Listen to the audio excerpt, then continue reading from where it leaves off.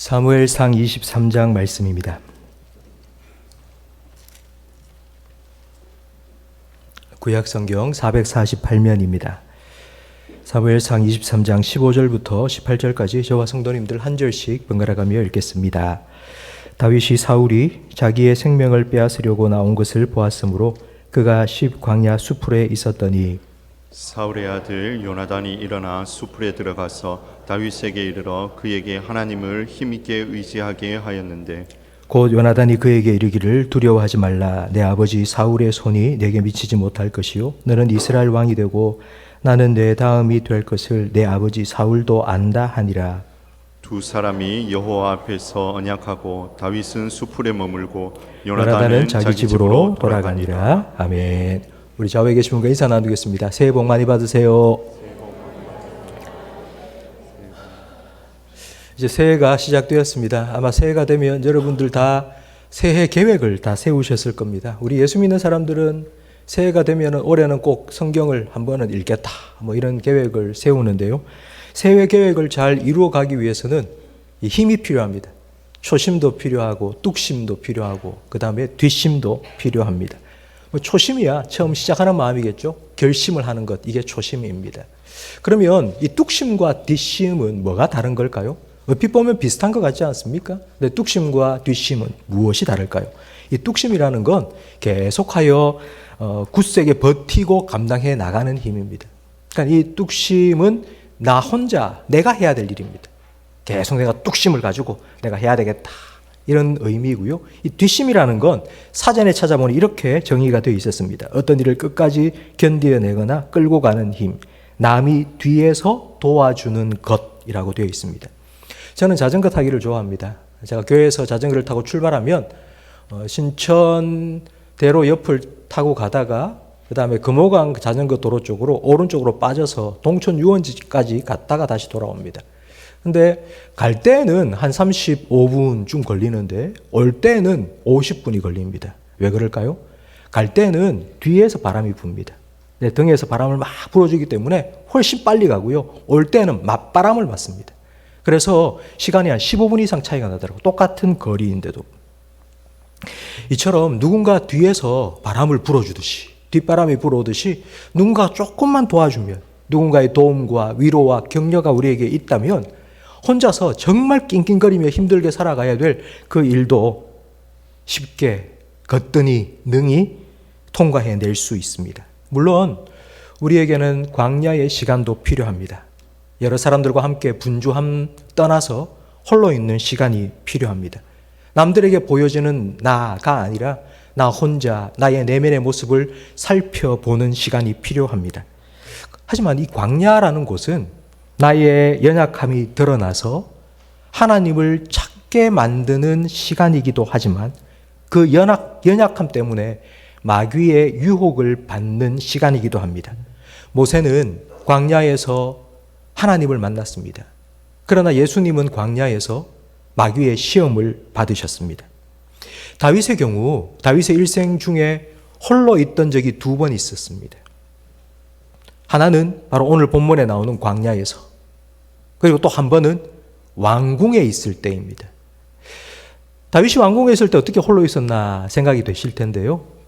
전쟁할 때가 되어서 자기 부하들을 전쟁터로 다 내보내고 홀로 왕궁에서 이리저리 어슬렁어슬렁 거닐고 있다가 저 건너집 위에 한 여인이 목욕하고 있는 모습을 보았습니다. 그리고 그를 불러서 간음하고 그의 남편 우리아를 최전방에 보내어 죽였습니다. 왕궁에 아무도 없었으니 그냥 내가 하고 싶은 대로 내 느낌과 감정에 따라서 그와 같은 일을 벌인 것입니다. 그리고 또 한 번은 바로 오늘 본문 10 광야에 있을 때입니다. 광야 숲을 속으로 숨어 들어갔는데, 왜냐하면 사울 왕이 다윗을 죽이려고 했기 때문입니다. 오랜 도피 생활, 사울이 군대까지 풀어서 다윗을 쫓고 있었으니 다윗이 얼마나 도망치느라 힘들었겠습니까? 몸이 피곤하면요, 마음도 약해집니다. 마음이 약해진 그때가 바로 마귀가 엿되다 하고 공격하는 순간입니다. 우리의 마음이 약해졌을 때 마귀는 우리 마음속에 자꾸 마귀가 넣어줄 수 있는 생각을 집어넣습니다. 우울감, 낙심, 분노, 절망, 두려움, 이걸 계속해서 마귀가 집어넣어 줍니다. 우리의 몸의 면역력이 아주 강할 때는 충분히 그걸 이겨낼 수 있습니다. 하지만 몸도 마음도 약해져 있으면, 면역력이 뚝 떨어져 있으면 금방 감기에 걸리고 코로나 걸리는 것처럼 몸도 마음도 영적인 침체에 빠질 수 있습니다. 이때는 누군가의 도움이 필요합니다. 지금 다윗이 이런 상황입니다. 바로 이때에 요나단이 찾아왔습니다. 다윗은 왕의 지명 수배를 받고 있는 죄인입니다. 이 다윗과 함께 있든지, 그리고 이 다윗을 도와주든지 하면 똑같은 반역 죄인이 돼서 죽습니다. 우리가 읽은 본문 바로 앞 22장에 보면 다윗을 도와준 높 땅의 제사장 아히멜렉과 그리고 그와 함께 있던 85명의 제사장들, 그리고 그의 가족들, 어린 아이들까지 사울 왕이 쳐들어와서는 다윗을 도와줬다는 이유 때문에 다 몰살시켜 버렸습니다. 그러니까 이게 소문이 났으니 그 어느 누가 다윗을 도와줄 수 있겠습니까? 그러니까 주변에는 아무도 없습니다. 다윗 혼자밖에 남지 않았습니다. 이때 요나단이 다윗을 찾아갔습니다. 영국의 한 출판사에서 신문에 이런 광고를 냈습니다. 친구가 무엇인지 잘 정의한 사람에게 100만 원의 상금을 주겠다고. 그래서 우리 출판사로 친구의 정의를 써서 보내달라고 그래 광고를 냈습니다. 수많은 사람들이 친구의 정의를 써 보냈습니다. 친구란 나의 침묵도 이해해주는 사람, 두 개의 몸에 깃든 하나의 영혼. 그 중에 그 출판사에서 1등으로 뽑아서 100만 원 상금을 준 친구의 정의가 이것입니다. 친구는 모든 사람이 떠나간 후에 찾아오는 사람이다. 그러니까 모두가 등을 돌리고 있을 그때에 내 편이 되어지는 친구, 그게 진짜 친구입니다. 그런 친구가 있다면 우리가 이런 찬양을 부르지 않습니까? 당신이 지쳐서 기도할 수 없고 눈물이 빗물처럼 흘러내릴 때, 당신이 외로이 홀로 남았을 때 당신은 누구에게 위로를 얻나? 성도 여러분, 여러분에게는 이런 친구가 있습니까? 당신이 지쳐서 기도할 수 없을 때 여러분을 위해서 기도해 주는 사람, 나 혼자 외로이 있을 때 찾아와 주는 사람, 혹시 그런 사람이 여러분에게 있습니까? 있다면 여러분은 정말 복받은 사람입니다. 사실 우리의 문제는요, 내가 지금 겪고 있는 아픔과 고통의 이 문제는요, 다른 사람과의 관계에도 아주 심각한 문제를 일으킵니다. 내가 지금 힘들면 다른 사람 만나기가 싫거든요. 내가 너무 아프고 내가 너무 힘드니까 괜히 만나서 이런저런 얘기하다 보면 괜히 비교되는 것 같고, 자는 잘 사는데 나는 왜 이럴까? 이런 마음이 들기도 하고, 그래서 내가 힘들 때는 사람을 만나기 싫습니다. 그래서 자꾸 자기 세계 안으로 갇혀 들어갑니다.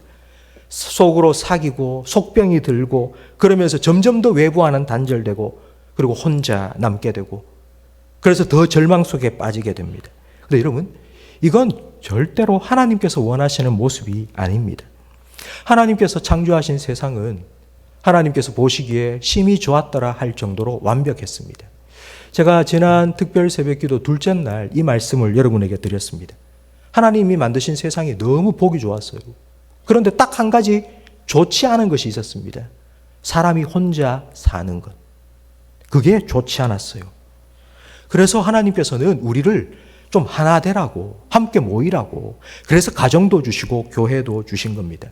왜냐하면 가정에서도 교회에서도 서로 치고받고 싸우라고, 가뜩이나 세상 사는 것도 힘든데 가정에서도 교회에서도 와가지고 또 싸우고 그런 게 아니라 함께 싸우자고, 너도 나도 똑같은 문제 가지고 다 같은 힘든 처지에 우리 함께 믿음의 싸움을 싸워 나가자고, 우리 도와주자고, 힘들게 지쳐서 터덜터덜 가고 있는 사람 뒷심 좀 불어넣어 주라고.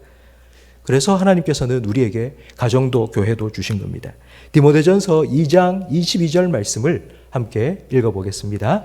그대는 청년의 정욕을 피하고 주님을 깨끗한 마음으로 부르는 사람들과 함께 의와 믿음과 사랑과 평화를 추구하시오. 우리가 믿음을, 그러니까 의와 믿음과 사랑과 평화, 이거는요 다 하나님께서 우리에게 주신 은혜입니다. 그러니까 이런 은혜를 우리가 함께 누리기 위해서는 혼자 있으면 되지 않고 주님을 깨끗한 마음으로 부르는 사람들과 함께 모여서 함께 해야지 이와 같은 은혜를 누릴 수 있다고 우리에게 말씀하고 있습니다. 하나님의 부르심에는 결코 후회도 실수도 실패도 없습니다. 하나님께서 부르셨다면 하나님께서 부르신 그 부름의 상을 우리가 다 받을 수 있도록 끝까지 우리가 달려갈 수 있도록 우리를 도와주실 겁니다. 우리 서로에게 힘이 되어주고 서로를 위로하고 서로를 격려하면서 뒷심을 불어넣어주면서 그렇게 함께 끝까지 달려갈 수 있도록 하나님께서는 우리를 교회로 불러주신 것입니다.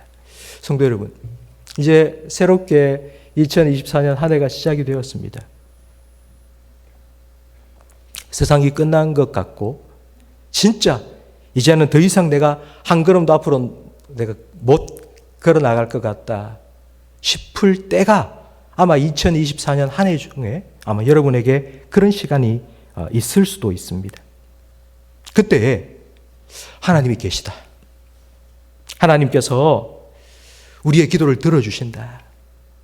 그래서 함께 팔을 높여 들고 붙잡아주고 함께 기도할 수 있도록 힘이 되어주는 사람, 하나님을 바라볼 수 있도록 만들어주고 하나님을 힘있게 의지하도록 우리의 팔을 붙들어주는 사람, 믿음을 북돋아주는 사람, 바로 이런 사람을 만날 수 있도록 하나님께서는 교회를 허락해 주신 것입니다.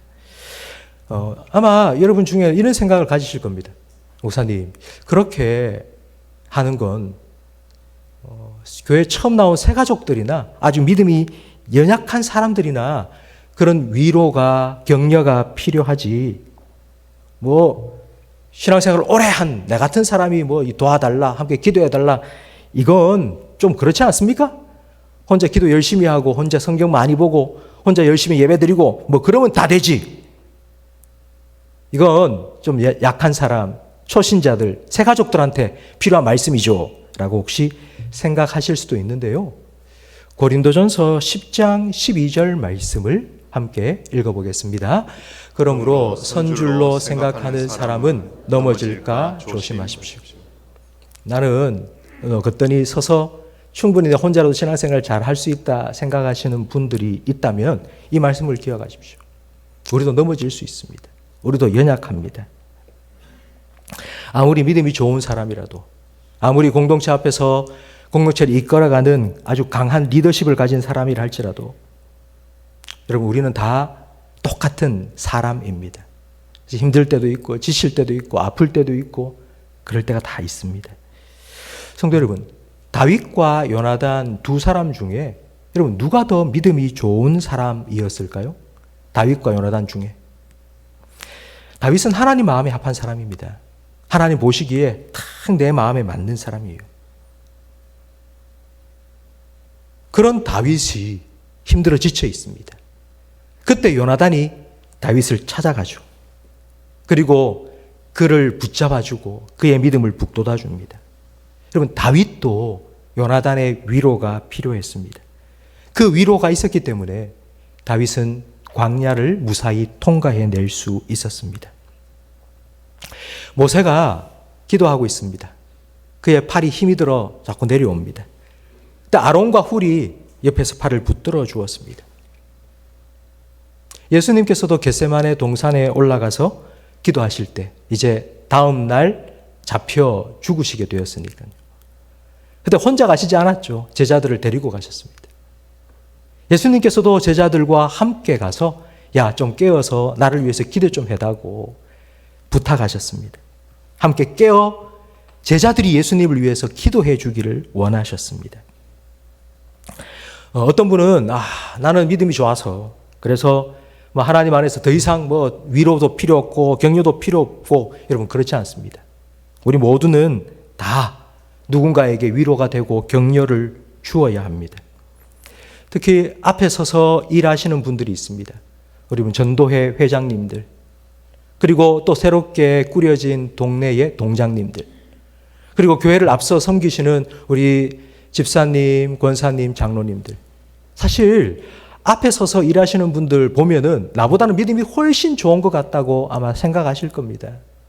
네, 여러분 앞에 서서 일하다 보면요 사실 지칠 때도 많습니다. 힘들 때도 많습니다. 그렇기 때문에 옆에서 누군가가 한 번만이라도 아유 수고하신다고 위로해 주시고 격려해 주시면 더 힘을 내어서 더 잘 섬겨 나갈 수 있습니다. 그렇다면 과연 요나단은 어떻게 다윗을 위로했을까요? 요나단이 다윗에게 찾아와서 무엇을 했는지 우리 16절 17절 말씀을 함께 읽어보겠습니다. 이때 요나단이 다윗을 찾아가 그를 만나고 그에게 하나님을 더욱 신실하게 의지하라고 격려하면서 두려워하지 말아라. 우리 아버지가 절대로 너를 찾지 못할 것이다. 내가 이스라엘의 왕이 되고 나는 내 다음이 될 것이다. 우리 아버지도 이 사실을 알고 있다 하고 말하였다. 지금 현재 상황은 이렇습니다. 사울이 왕으로서 군대를 풀어 다윗을 죽이려고 합니다. 다윗을 죽이려고 하는 이유는 한 가지입니다. 사울 자기의 뒤를 이어서 왕이 될 사람은 요나단인데 백성들이 자꾸 다윗이 더 훌륭한 사람이라고 다윗을 왕으로 세우겠다고 말하는 겁니다. 그래서 지금 사울은 군대를 풀어서 다윗을 죽이려고 하고 있습니다. 쫓기는 다윗의 입장에 한번 대어 보십시오. 사방팔방 사울이 풀어놓은 군대가 막 포위망을 좁혀오고 있습니다. 너무너무 조급하지 않겠습니까? 너무 두렵지 않겠습니까? 여러분 이런 상황이 되면 아무리 믿음이 좋은 사람이라도 아무리 건강한 사람이라도 이게 자꾸 위축이 됩니다.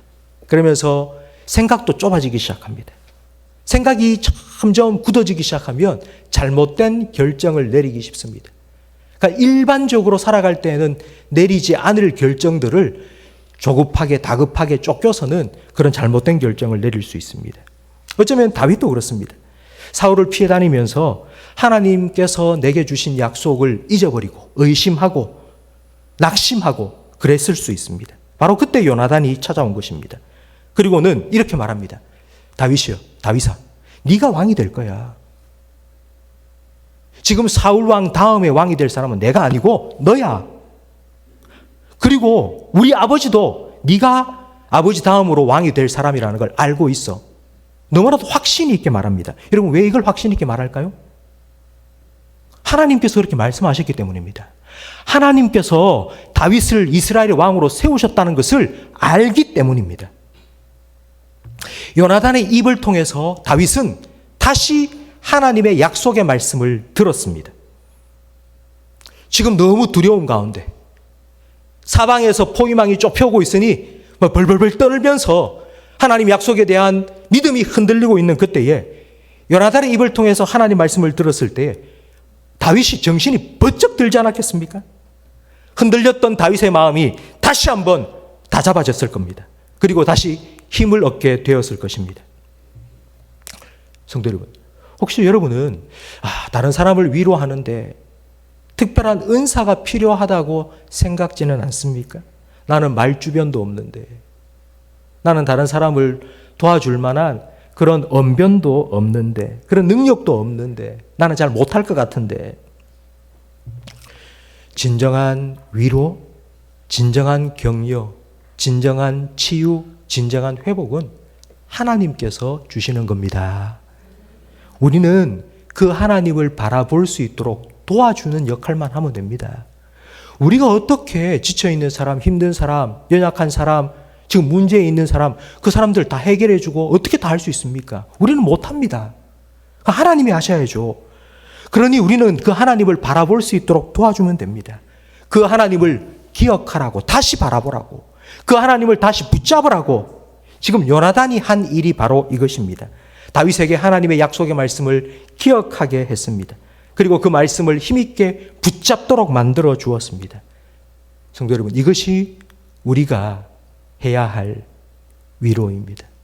이렇게 우리 성도들의 뒷심이 되어 주어야 합니다. 이제 오늘은 2024년 새해 첫 주일입니다. 이제 2부 예배 마치고 나면 우리 새롭게 조직된 동네 모임이 이제 우리 대회실에서 첫 번째로 모이게 될 것입니다. 저는 우리 교회의 동네 모임이 다윗과 요나단처럼 이렇게 신실한 믿음의 형제자매를 만나서 위로받고 힘든 광야와 같은 생활을 뒷심을 얻어서 잘 통과해 나갈 수 있는 그런 위로의 공동체가 되기를 간절히 바랍니다. 같은 연령대로 우리 동네 모임을 구성했습니다. 같은 연령대로 모였기 때문에 사실 비슷한 연령대에 모이면은 시기도 질투도 있을 수 있거든요. 그래서 그런 염려가 안 됐던 건 아닙니다. 하지만 또 이런 생각이 들더라고요. 비슷한 연령대니 살아가는 삶의 정황도 비슷하지 않습니까? 그래서 지금 내가 아파하는 게 저 사람의 아픔이고 내가 지금 힘든 게 저 사람의 힘듦이고 그래서 훨씬 더 서로를 이해하고 공감해 주기 쉬울 것 같다는 생각이 들었습니다. 그래서 저는 우리 동네 모임 속에서 오늘 요나단이 다윗을 찾아와 위로해 주었던 바로 이 요나단의 위로를 우리가 기억한다면 우리 동네 모임 안에서 참된 위로가, 참된 회복이 있을 것이라고 믿어 의심치 않습니다. 그렇다면 먼저는요, 하나님의 말씀이 참된 위로라는 것을 우리는 반드시 기억해야 합니다. 한 번씩은 우리가 누구를 위로한다고 힘들어하고 아파하고 있는 성도들을 만나서 위로한답시고 하는 말이 내 경험이나 그리고 내 생각을 말할 때가 있습니다. 나는 이렇게 했는데, 나는 이렇게 하는 게 좋겠다고 생각하는데, 근데 이런 말이 사실 위로라고 하지만 듣는 사람 입장에서는 그게 상처가 될 수도 있습니다. 그래, 너는 내가 지금 당하는 이런 어려움을 겪을 때 너는 그렇게 해서 잘 됐다고? 근데 나는 지금 안 되고 있으니까 나는 그럼 믿음이 약한 사람이야? 이런 생각을 갖게 되겠죠. 그래서 저는 우리 성도님들께서 조금 내 생각이나 내 경험이나 이런 것들을 나누는 것이 아니라 하나님의 말씀으로 좀 위로해 주고 격려해 줄 수 있으면 좋겠다고 생각이 됩니다. 지난달까지 우리는 새벽 기도에 욥기 말씀을 살펴봤습니다. 작년 11월과 12월 욥기 말씀을 쭉 봤거든요. 성도님께서 그 욥기 말씀을 새벽마다 묵상하면서 그때 자기가 정말 사업적으로도 가정적으로도 너무 힘들었다는 거예요. 근데 욥기 말씀을 읽으면서 자기가 위로를 너무 많이 받았다는 거예요. 내가 너무너무 힘들었었는데 근데 욥이 그 고통을 어떻게 통과했는지 말씀을 읽고 묵상하면서 내가 이 말씀을 붙잡고 기도하니까 끝이 보이는 것 같더라. 그런 말씀을 하셨습니다. 성도 여러분, 가장 좋은 위로는 바로 하나님의 말씀이라는 것을 기억해야 됩니다. 그렇다면 우리가 하나님의 말씀으로 위로하기 위해서는 내 안에 하나님의 말씀이 먼저 들어 있어야 합니다. 하나님께서는 다윗을 위로하기 위해서 요나단을 보냈습니다. 요나단의 입을 통해서 하나님의 말씀을 다시 듣게 하셨습니다. 성도 여러분, 저는 여러분이 올 한 해를 살아가면서 여러분의 가정에서도 그렇고 우리 교회에서도 그렇고 여러분의 위로가 필요한 사람들이 아마 많이 보일 것이라고 생각이 됩니다. 그런데 저는 여러분이 정말 위로를 잘 해주는 사람이 될 수 있도록 하기 위해서는 먼저 하나님의 말씀을 여러분의 마음속에 많이 채우시기를 바랍니다. 내 안에 하나님 말씀이 채워져야지. 그리고 내가 입을 열 때마다 그런 하나님의 말씀으로 위로해 드릴 수 있기 때문입니다. 여러분, 요나단을 한번 보십시오. 그는 사울의 아들입니다. 사울 왕 다음 자기가 왕이 되어야 합니다. 그런데 하나님께서는 다윗을 왕으로 세우셨다고 말씀하셨습니다. 이게 하나님의 뜻이라고. 하나님께서 이렇게 말씀하셨으니까 내가 아니라 네가 왕이 될 거라고. 하나님의 말씀으로 흔들리는 다윗의 마음을 붙들어 준 것입니다. 성도 여러분, 우리가 먼저 믿음이 있어야지 흔들리는 다른 사람의 믿음을 북돋아 줄 수 있고 붙잡아 줄 수 있지 않겠습니까? 하나님께서 도와주실 거라고, 하나님께서 함께 하실 거라고, 하나님께서 힘 주실 거라고, 하나님께서 길을 열어주실 거라고, 이와 같은 믿음이 우리에게 있어야지 다른 사람을 위로해 줄 수 있습니다. 그러니 먼저 하나님의 말씀이 참된 위로라는 것을 기억하시고요. 그리고 그 말씀을 먼저 내 마음속에 계속하여 채워가시기를 바라고요. 세 번째, 그 어떤 것보다도 중요한 겁니다. 그 먼저 찾아가는 수고가 필요합니다. 앞에 제가 말씀드렸지만 힘들어하시는 분들은 자기 세계에 꼭 갇혀 있습니다. 한 발자국 밖으로 발걸음을 내딛는 것이 너무 힘듭니다. 그러니 누군가가 찾아가 줘야 합니다. 먼저 손 내밀어 줘야 되고, 먼저 다가가 줘야 되고, 먼저 힘들지 않냐고 한마디 물어줘야 되고, 먼저 그를 위해서 기도해 주어야 되죠. 여러분, 다윗과 요나단이 어떻게 만났습니까? 다윗과 요나단이 지금 숲을 속에 숨어있는 다윗이 어떻게 요나단을 만났습니까? 다윗이 요나단을 찾아가서 나 좀 도와달라고 요청할 수 없습니다. 밖에 나갔다가 사울왕에게 걸리면 죽어야 되는데요. 그러니까 우연히 지나가다가 스쳐 만난 것도 아니죠. 요나단이 다윗이 어디인지를 알고 다윗에게 아무도 못 보게 찾아간 것입니다. 여러분, 다윗은 그 요나단의 방문과 요나단의 위로를 통해서 힘든 광야의 도피 생활을 끝까지 잘 마칠 수 있었습니다. 요나단은 다윗의 뒷심이 되어 주었습니다. 저는 목회자로서 우리 성도님들 많은 분들이 계신데요. 제가 우리 모든 성도님들을 다 찾아뵙고 그러면 좋겠는데 사실 그럴 수 없습니다. 그렇기 때문에 저는 하루에 한 분이라도, 그리고 일주일에 한 분이라도 정말 힘들어하고 아파하고 있는 분들이 있으면 찾아가야 되겠다, 만나야 되겠다, 그런 마음을 갖고 있습니다. 그러니 여러분들 이제 동네 모임 함께 하게 되면 일주일에 한 분이라도 내가 만나 뵙고 그분과 기도 제목 함께 나누고 하나님 말씀을 함께 나누고 위로해주고 기도해주는 좀 그런 위로의 사람이 되어야 되겠다라는 생각을 올해는 한번 가져보시면 참 좋겠습니다. 여러분의 가족과 그리고 여러분의 동네 식구들이 여러분을 통해서 하나님을 힘있게 의지하는 위로의 은혜를 얻게 되기를 주님의 이름으로 축복합니다. 바울은 우리 인생을 마라톤으로 비유했습니다. 달려갈 길을 달려간다. 그렇죠? 그러니까 우리는 지금 계속하여 2024년도 우리의 달려갈 길을 달려가야 됩니다. 이제 우리가 스타트를 끊었고요. 이제 계속 달려가야 됩니다. 여러분, 어떻게 끝까지 잘 달려갈 수 있을까요? 이제 처음 시작하면서 우리는 초심을 가졌습니다. 결심했습니다. 2024년 한 해 내가 신앙생활을 멋지게 한번 해보겠다. 아마 여러분 다 결심하시고 다짐하셨을 겁니다.